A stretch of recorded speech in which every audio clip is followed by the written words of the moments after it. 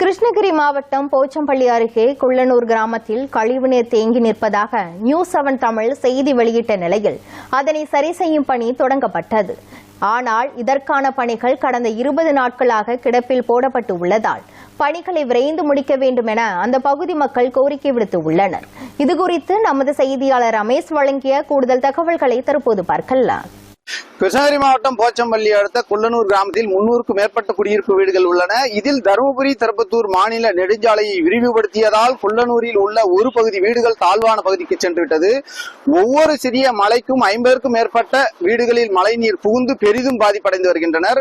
15 ஆண்டுகளாக பாதாள சாக்கடை கால்வாய் இல்லாததால் தருமபுரி திருப்பத்தூர் மாநில நெடுஞ்சாலையில் சுமார் 500 மீட்டர் தொலைவிற்கு கழிவுநீர் செல்வதாலும் வாகன ஓட்டிகள் அவதி அடைந்து வரும் செய்தியை நமது நியூஸ் 7 தமிழ் செய்தி தொலைக்காட்சியில் ஒளிபரப்பியிருந்தோம். இதன் எதிரொலியாக துறை சார்ந்த அதிகாரிகள் நடவடிக்கை மேற்கொண்டு 30 லட்சம் ரூபாய் மதிப்பில் தேர்வு செய்யப்பட்டு அதற்கு தேவையான கட்டுமான பொருட்கள் எம்சாண்ட் மற்றும் ஜல்லி கற்கள் கொண்டு வந்து சேகரிக்கப்பட்டுள்ளது.